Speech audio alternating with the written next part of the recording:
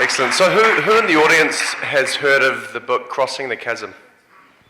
A few people? Okay, great. So the following speaker, so for the lawyers in the room, this is not a HIPAA violation. I have got permission to talk about this. One of our advisors and our investors is a guy called Tom Coppola, who's the co-founder of Chasm Group, which was his co-founder wrote Crossing the Chasm. So we spend a lot of time thinking about crossing the chasm at Hint. What are the things we can help to do to accelerate this movement and therefore also our success? So it was a few years ago that Tom showed up to a conference, I think it was Health 2.0, and he met this really interesting, engaging doctor. And even though that doctor was not even in San Francisco, he signed up to become a member. Turns out this doctor was also a Hint client. And so a lot of the consulting we get from just this gentleman, Tom, is almost through the eyes of the following really interesting, awesome guy. So I wanted to introduce Dr. Brett Swenson, who's had a huge amount of success and is going to be talking today about a case for hybrid transition. Thanks, Brett.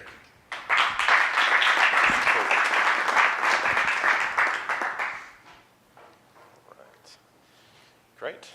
So just wanted to start out by introducing myself and my practice a little bit. I'm a membership medicine physician practicing out of Scottsdale, Arizona. I have about a 50% concierge patient base. About 35% of my patients have DPC pricing and services, but they do have full insurance packages as well. And then I have about 15% that you might call full DPC patients with direct pricing or DPC pricing and services, and then insurance plans that were tailored for that, either health share plans or employer plans that were designed for DPC. So as Zach was mentioning at last year's conference, one of the questions that was trying to be addressed was how do we get more physicians to embrace the membership model, DPC, and make the transition from fee-for-service to membership model. And what we found talking to lots of different doctors who had already converted to DPC practices and doctors who were thinking about converting, was the big fear was taking the leap. And I think even Alex used in his talk the phrase "the leap" when he was making his transition. That's the leap from fee-for-service to a membership plan. And doctors are historically risk averse, and so taking that leap is not something that we're used to doing. If you think about the process that we've been on since we were in school, we've always been on a track. In college we had to do well and get good grades to get into our medical school, and in medical school we had to follow the pathway to get into our residency, and then once you get into residency, everything's all set for you. You've got a pathway that you have to follow, responsibilities that you have, but again, everything's all kind of set for you. And so it's not surprising when you come out of residency and you have these enormous student loans, and that you're going to jump onto another track, which is joining a group practice. You've got guaranteed income, and all your responsibilities are laid out for you. So us doctors have been on this track for a very long time, and getting off of that track is a big leap. So the hybrid approach, and the reason, one of the big reasons that I chose to do it was to reduce risk. So when you look at a typical transition to a membership practice, there's a period of time, usually 3 or 4 months, where you're introducing your membership model to patients. And then at the end of that 3 or 4 months, you kind of flip the switch. And one day you're fee-for-service, the next day you're a membership practice. And that works out great if you flip the switch and you've got 500 patients, terrific. If you flip the switch and you've got 300 patients, great, you can pay your bills and pay yourself. But what happens if you flip the switch and you've got 100 patients or 150 patients and you're operating in the negative? So a hybrid approach allows you to introduce the membership option to patients and to continue to operate the fee-for-service practice in parallel with that.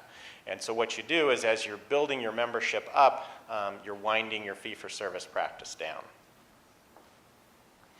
The advantages of this type of an approach, there's no hard cutoff. So there's not that flip the switch moment when you're at risk or the practice could go under or you're losing money. You have an unlimited amount of time to introduce membership to your patients, so you're not kind of on that 3 or 4 month timeline for them to decide whether they want to go to this type of an option. You get to do a personal sales approach with patients. So rather than gathering everybody together in a meeting room or a ballroom and giving a presentation on what you're going to be doing, you actually get to talk to each of your patients individually. And you get time to hone your message. One of the key factors is, as we were hearing earlier, sometimes you go into it thinking that that there's going to be certain things that people are going to want to hear or that they're interested in or why they would want to convert to membership, and it turns out to be different things altogether. And so when you're talking to each individual patient about what you have to offer, you really get to hear feedback from them and hone your message. Downsides to doing a hybrid transition, you are managing 2 separate practices functioning at once, which is a challenge. And I think in the last talk we heard about, I'm impressed by what Lorianne is trying to do with a large group. That's got to be very challenging. The sales efforts are extended over a longer period of time. So instead of just really focusing on sales for 3 or 4 months and then moving more into the practice, you are constantly engaged in the sales process. And there's not a hard cutoff point where patients are saying, you tell patients, you've got to make the decision now. Are you joining membership or are you not? So how did it work for me? I was pleased to see one of the earlier slides was very similar as far as membership acquisition. One of the most surprising things to me was how constant the increase in membership was over time. I thought it was going to be up and down. I thought there would be plateaus. But from day one all the way through our final transition, it was a very straight slope upward. And so that first graphic that you're seeing there is a hint graphic, and that covers a 2-year period. And I picked the 2-year period actually because that first month there is when we got signed on with Hint. So, but if you tracked the memberships all the way back to day 1, the slope is continuous all the way along there. The next graphic there is looking at revenue from the fee-for-service practice and the membership practice, the blue being the fee-for-service, the red being the membership practice. There's some zigzags there that are more related to AR kinds of issues than to actual changes. But the bottom line from that graphic is that that's kind of an X-shaped graph. So you see the membership starting at 0 and growing, and then you see the fee-for-service starting as our primary source of revenue and then being wound down. So looking at membership growth in this model, a few things that are really important. One is to have all of your marketing materials ready to go the first day that you're going to introduce this to your patients. Even though you're going to only be introducing it to them one at a time, you want to have everything ready because patients want to see that this is a real thing and not just an idea in your mind. Secondly, and I think probably the most important thing for me was I set aside 5 extra minutes for every patient visit for my fee-for-service visits. So I had 15 minutes per visit in my fee-for-service practice, and I added an extra 5 minutes so that I had 20. And that allowed me time with every patient that I saw that I could discuss the membership option or answer questions. And of course, not everybody took advantage of that.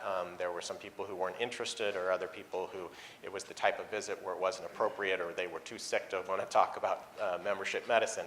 But then those extra 5 minutes could be allocated to somebody who wanted 10 minutes to talk about it. So I thought that was really important. That allowed me to talk to the patients, hone the message, see what was resonating with them, and to be able to use that then with other patients, talking to them going forward. keys to maintaining two practices at once. This is probably one of the biggest challenges. I blocked out slots for membership visits, so I had an hour in the morning for membership visits, an hour in the afternoon for membership visits. And that would allow me slots if a membership patient wanted to come in same day or next day, that we could always fit them in. Always made sure to be able to fit them in, and always made sure to answer calls and messages from patients promptly. So I would be answering calls and messages that were coming in through my Spruce platform, in between visits or at lunch or whenever I could, to make sure that they were getting that prompt service so that they could understand the benefits of what they were going to be getting with my practice. Biggest transition challenge of all for me was managing the overhead structure. The fee-for-service overhead structure is much higher than the overhead structure for a membership practice. You need to have more space, you need to have more staff, and more administrative tasks and costs. And so being able to wind that down as you wind down the fee-for-service practice is important, and it was probably the biggest challenge of what I did. So looking at why the hybrid model worked for me, I think the biggest thing was there was never a risk moment. There was never a point where I was afraid that the revenue was going to drop to below where I couldn't make payroll or keep the practice functioning. And secondly, I was able to have a personal conversation with all of my patients about the DPC model, about why I was excited about it, about why I was going to be able to offer them what I thought would be better care with this new model. Thanks.